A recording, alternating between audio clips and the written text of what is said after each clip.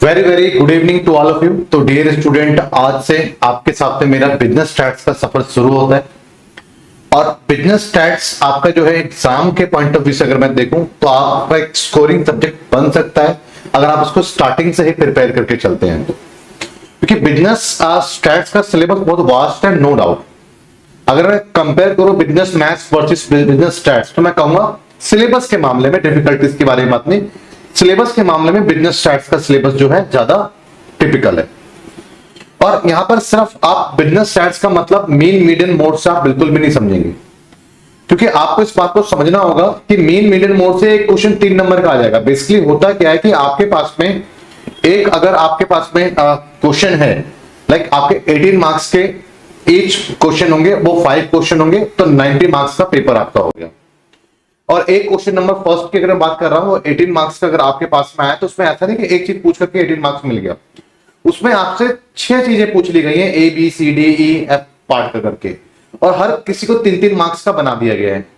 जिसमें आपसे जो है डिस्पर्जन के बारे में पूछ रहा है, स्टैंडर्ड डेविएशन भी पूछ लिया आपसे, उसमें डेविएशन भी पूछ लिया, मीन का क्वेश्चन एक 3 नंबर का दे दिया। तो अगर आप बिल्कुल भी अपने माइंड में ये गलतफहमी मत रखना कि मीन मीडियन मोड मतलब बिजनेस स्टैट्स, वो तो 2.5-3 नंबर का आएगा तो आएगा, नहीं तो नहीं भी आएगा। बिजनेस स्टैट्स में यहां पर आपको वो चीज पढ़ने को मिलेगी जो आपने पहले कभी नहीं पढ़ा।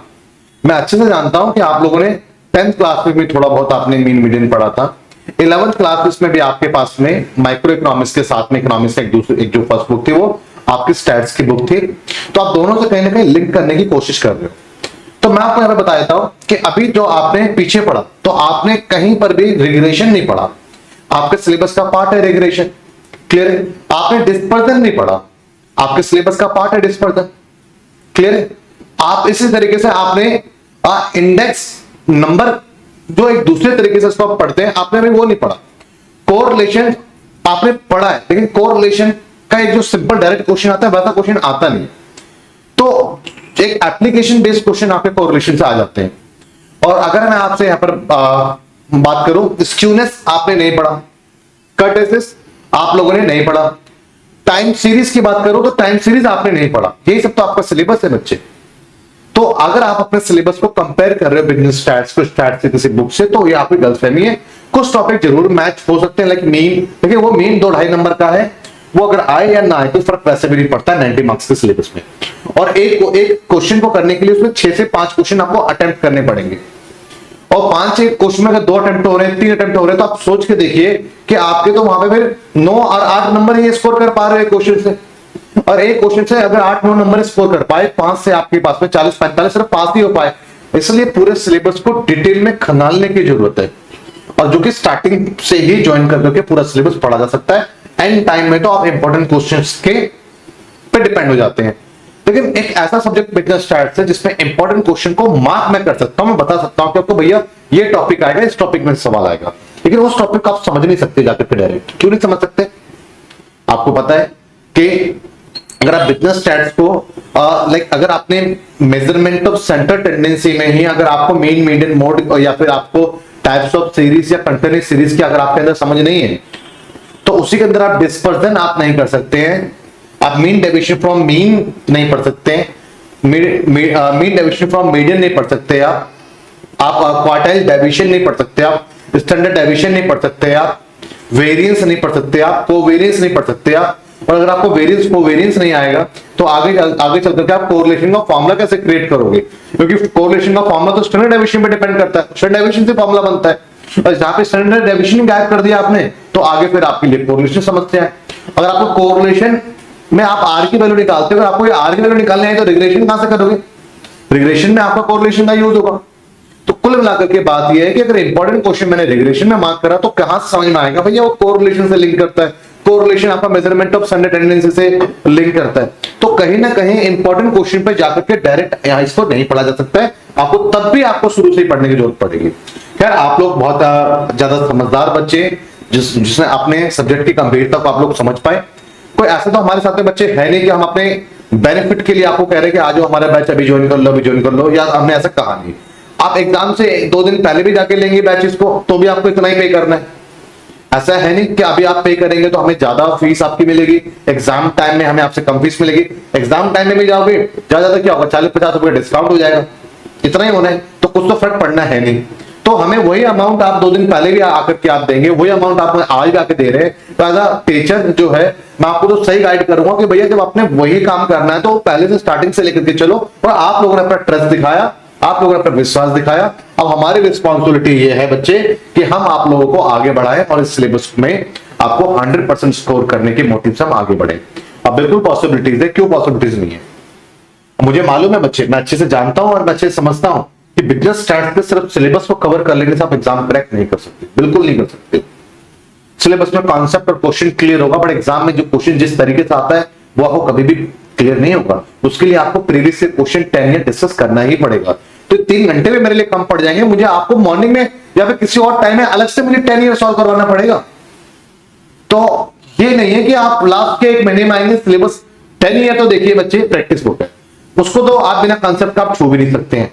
तो लास्ट मोमेंट पे आप सोचे 10 ईयर से करके हम पास हो जाएं, तो 10 ईयर करने के लिए सिर्फ कंसेप्ट आने चाहिए, और कॉन्सेप्ट आपको स्टार्टिंग से ही आपको बैच में आपको समझ में आएगा। लास्ट मोमेंट पे आप सब कुछ कवर नहीं कर सकते हैं। तो बहुत अच्छा डिसीजन आपका रहा कि आपने अपने बैचेस को टाइम पे ही ज्वाइन कर लिया है। और आज मैं आपको आपके सिलेबस से इंट्रोड्यूस करवाता हूं, जिससे आप अच्छे से डिफरेंशिएट कर पाएंगे कि अभी तक स्टैट्स आपका वो पढ़ने जा रहे हैं जो अभी तक इससे पहले आपने पढ़ा नहीं, और ये कितना वास्ट सिलेबस है, आप इस बात की गंभीरता को भी समझने जा रहे हैं। चलिए बच्चे, बात करता हूं मैं यहां पे कोर्स कंटेंट के। आपको पूरे कोर्स को 5 मिनट्स में डिवाइड करा है बच्चे, पूरे कोर्सेज को 5 मिनट्स में आपको डिवाइड करा है। अब 5 मिनट में डिवाइड करा है, तो आप ये मत सोचिएगा यहां पर कि आपके पास में बेसिकली एक क्वेश्चन नंबर 1 आया तो वो एक ही यूनिट से क्वेश्चन सीधा डाला हुआ है, उसमें प्रोबेबिलिटी के भी क्वेश्चन आते हैं, दूसरे यूनिट के भी छोटे छोटे क्वेश्चन आते हैं, तो मिक्स करके क्वेश्चन बनता है आपका, ध्यान रखना। तो 5 यूनिट है जिसमें कि डिस्क्रिप्टिव स्टैटिस्टिक्स एंड सेकंड आपका प्रोबेबिलिटी एंड प्रोबेबिलिटी डिस्ट्रीब्यूशन है, सिंपल कोरिलेशन रिग्रेशन है, and time and series and index number है। पर डिस्क्रिप्टिव स्टैटिस्टिक्स में बेसिकली आपके पास में measurement of central tendency, mean median mode, और आपके पास में dispersion, standard deviation, mean deviation, quadrant deviation, clear kurtosis, skewness, ये सारे टॉपिक्स आपको पढ़ने को मिलेगा। क्या क्या मिलेगा मिलेगा देखिएगा। डिस्क्रिप्टिव स्टैटिस्टिक्स में बेसिकली आपको मेजरमेंट ऑफ सेंट्रल टेंडेंसी में जाकर के आपको concept and properties of the average, ठीक है, including the arithmetic mean, median और मोड। ये सिंपल टॉपिक है बच्चे, आसान टॉपिक है, आप पहले कर चुके हैं, लेकिन वो थोड़ा सा डिटेल लेवल पे है यहाँ पे। और क्वेश्चन ऐसा नहीं आएगा सिंपल डायरेक्ट इसका मीन निकालो, एप्लीकेशन बेस्ड क्वेश्चन आएगा। मेन बच्चे यहाँ पर आपके पास में एक रेंज से रिलेटेड क्वेश्चन आपको नया देखने को मिलेगा। क्वार्टाइल आपने पहले पढ़ा है, बट आपको यहाँ पे क्वार्टाइल डेविएशन और मीन डेविएशन आपको नया पढ़ने को मिलेगा। स्टैंडर्ड डेविएशन पूरा का पूरा नया टॉपिक है आपके लिए। Variance and coefficient of variance बिल्कुल नया टॉपिक है, और आपको यहाँ पर डेप्थ में जाके पढ़ने की जरूरत है। सिर्फ फॉर्मूला रट करके अगर आप सोच रहे हैं कि आप बिजनेस स्टैट्स के क्वेश्चन को सॉल्व कर देंगे, तो हाँ आप कर दोगे, लेकिन एग्जाम में सवाल सॉल्व नहीं होंगे, क्योंकि एग्जाम में एप्लीकेशन बेस्ड क्वेश्चन आपको फेस करना पड़ेगा। तो आपको बेसिकली फॉर्मूला कैसे बना, फॉर्मूले का यूज कैसे है, ये आपका कोवेरिएंस क्या है, वेरिएंस क्या है, कोएफिशिएंट ऑफ कोवेरिएंस क्या होता है, स्टैंडर्ड डेविएशन क्या होता है। अभी तक तो आपका ये हालत हो सकता है कि आपको भी मीन और मीडियन में डिफरेंस नहीं पता कि मीन क्या और मीडियन क्या है।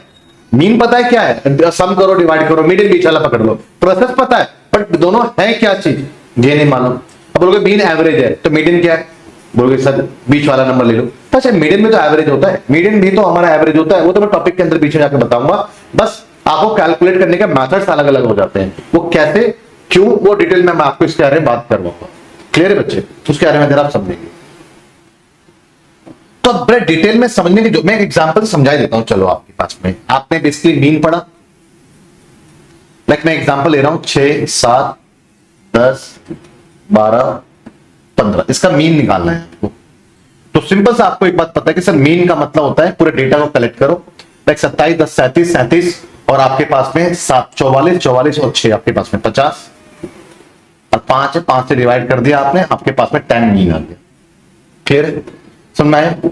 मीडियन क्या होगा, बीच वाला पकड़ लो, लो दिस वन, ये 10 जरूरी नहीं सेम है, इत्तेफाक से यहाँ पे सेम आ गया, बट सेम भी अगर नहीं भी आया तो इस 10 के नियर बाय जरूर आएगा, इसके नियरेस्ट जरूर आएगा, 10 के इसके नियर जरूर आएगा बीच वाला नंबर। तो बेसिकली आप अगर आप मीन कैलकुलेट कर रहे हैं तो मीन भी बताता है कि उन्होंने एवरेज किया, और मीडियन भी यही बात बताता है, बट मीन के लिए सम और डिवाइड करना पड़ता है। और मीडियन जो है किसी भी डेटा का जो बीच वाला नंबर है, बेसिकली वो एवरेज के नियरेस्ट एक नंबर होता है। तो जैसे कि चाय पीने वाले को कभी चाय नहीं मिली तो उसने कॉफी से काम चला लिया, उसी तरीके से मीन कैलकुलेट नहीं करा तो बीच वाला नंबर ले लो, मीन का सब्स्टिट्यूट होता है, मीन के आसपास कोई नंबर होता है। अगर आपको कहीं आइडिया लेना है तो आप एज ए मीडियन से भी वो आइडिया ले सकते हो, तो इसलिए हमारा मीडियन होता है। इस पूरा मैं डिटेल में फॉर्मूला वगैरह सब कुछ आपको बताऊंगा, लेकिन इस तरीके से आप जब आप चीजों को पढ़ेंगे, जब चीजों को आप समझेंगे, तब आपको ये चीजें आपको अच्छे से आप आगे अटेम्प्ट कर पाओगे। स्टार्टिंग से पढ़ के चलो तो बहुत अच्छी बात है। आगे बच्चे बात करता हूं यहां पर लाइक आपके पास पे यूनिट 1 के अंदर ये सारे टॉपिक आपको जो है यहां पे देखने को मिलेंगे। इसमें एक महत्वपूर्ण टॉपिक आपके एग्जाम में आता है जो मूवमेंट से आता है, जिसमें कि आप जो है कंपटीशन एंड द सिग्निफिकेंस पढ़ेंगे इसके बारे में, और मेन है कि आप स्क्यूनेस एंड कर्टिसिस पढ़ेंगे। ये आपके सिलेबस का पार्ट है जो बड़ा बहुत अहम पार्ट है। ये सब कुछ जितना भी मैंने अंडरलाइन करा है सब आपने पहले कभी नहीं पढ़ा। इसके बाद बच्चे बात करता हूं प्रोबेबिलिटी की। तो प्रोबेबिलिटी में बच्चे, मुझे मालूम है बहुत सारे बच्चों के हाथ टाइट 10th क्लास में हो जाते हैं, यार ये है क्यों, पढ़ क्यों रहे हैं, क्या फॉर्मूला है। तो पहले मैं आपको कंसेप्ट क्लियर करने के लिए 10th वाली प्रोबेबिलिटी पढ़ाऊंगा, जिसमें मेरे को 2 से 3 क्लासेस लगेगी। उसके बाद फिर मैं आपकी प्रोबेबिलिटी पे लेकर के आऊंगा, तब जाकर के आपको बेहतर समझ में आएगा, जिसमें कि आप जो है बेसिकली आपके जो एग्जाम में आता है वो डिस्क्रीट प्रोबेबिलिटी डिस्ट्रीब्यूशन आपके एग्जाम में आता है, बायनोमियल एंड पॉइसन प्रोबेबिलिटी आपके एग्जाम में आता है, नॉर्मल डिस्ट्रीब्यूशन आपके एग्जाम में आता है। तो ये सारी प्रोबेबिलिटी आपने पहले से पहले कभी भी नहीं करा। Probability and application based question probability आपको एग्जाम में देखने को मिलेंगे। क्लियर है बच्चे? तो ये जो मेन आप पार्ट देख रहे हैं प्रोबेबिलिटी, जो इससे पहले आपने 10th क्लासेस में कहीं पर भी आपने दूर दूर तक नहीं पढ़ा, तो ये आपका बिल्कुल एक नया पार्ट ऑफ द सिलेबस है। अगर बच्चे मैं यहां पर आगे बात करता हूं कोरिलेशन एंड रिग्रेशन एनालाइज की, जो यूनिट 3 में आप पढ़ते हैं, तो कोरिलेशन एनालाइज में टाइप्स ऑफ कोरिलेशन पढ़ेंगे, और इसमें basically Pearson coefficient of correlation के साथ साथ में आप जो प्रोबेबिलिटी एंड स्टैंडर्ड एरर पढ़ेंगे, जो एक नया टॉपिक है कोरिलेशन का आपका। रैंक और रिग्रेशन एनालाइज, क्योंकि कोरिलेशन की हेल्प से आप कर पाएंगे।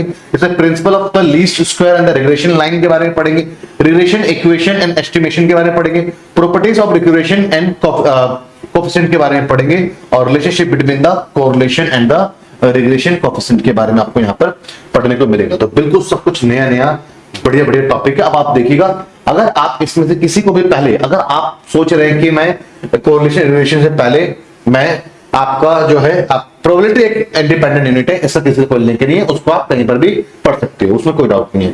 लेकिन अगर आप सोच रहे हो कि मैं मेजरमेंट ऑफ सेंट्रल टेंडेंसी बाद में पढ़ूं और मैं कोरिलेशन पहले पढ़ लूं, तो समझ में बिल्कुल नहीं आएगा, पहली चीज। दूसरा, आप इस अगर आपको ये चीजें लग रही हैं कि भैया आप मूवमेंट स्क्यूनेस कर्टिसिस आप पहले पढ़ लो और क्वार्टाइल डेविएशन वगैरह बाद में पढ़ो, तब भी आपको समझ में कुछ भी नहीं आएगा। तो यहां पर आपको सीक्वेंस को फॉलो करने की बहुत जरूरत है, तो मैं बिल्कुल आपको उसी सीक्वेंस में पढ़ाऊंगा जिस सीक्वेंस में आपके लिए समझना काफी आसान हो जाएगा। टाइम सीरीज एनालाइज, जो कि बहुत अच्छा है, जो कि आगे भी आपको बहुत काम आने वाला है टॉपिक। तो टाइम सीरीज में आप देखेंगे basically components of the time series पढ़ेंगे, additive and multiplicative of models पढ़ेंगे, ट्रेंड एनालाइज पढ़ेंगे, आप fitting of the trend using the principle of the least square method आप पढ़ेंगे। तो ये टाइम सीरीज बिल्कुल आपके लिए एक नया टॉपिक होने वाला है, ये सिलेबस का पार्ट है जो मैं आपके सामने रख रहा हूं। इंडेक्स नंबर आपके लिए वन ऑफ द इजीएस्ट आपका यूनिट रहने वाला है, बहुत अच्छा शानदार यूनिट रहने वाला है। तो पॉसिबिलिटीज हो सकती है कि मैं आपको इंडेक्स नंबर से स्टार्ट, क्योंकि ये भी एक अपने आप में इंडिपेंडेंट यूनिट्स है। प्रोबेबिलिटी और इंडेक्स नंबर दो इंडिपेंडेंट यूनिट्स है, उसको पहले उठाया जा सकता है। मैं पहले इसलिए इसको उठाना चाहूंगा जिससे कि मेरा 18 मार्क्स क्यों ही जल्दी कवर हो जाएगा, इसको बहुत जल्दी कवर कर लेंगे।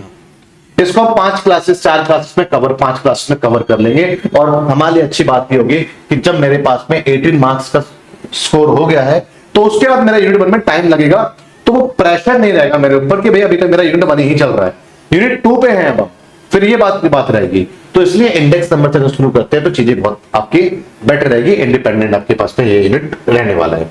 क्लियर है बच्चे? तो ये कुछ चीजें हैं जो आपके सिलेबस से रिलेटेड इंपॉर्टेंट रखती है। अगर आपको कोई डाउट है, कोई क्वेरी, तो आप पूछेंगे। नेक्स्ट क्लासेस में मैं सीधा मैं अभी मैंने फाइनली आपको नहीं बताया कि किससे स्टार्ट करूंगा, बट वो नेक्स्ट क्लासेस में ही होगा। वो आपको मॉर्निंग में ही आपको शेड्यूल लगा हुआ दिख जाएगा कि क्या टॉपिक हम स्टार्ट करने जा रहे हैं।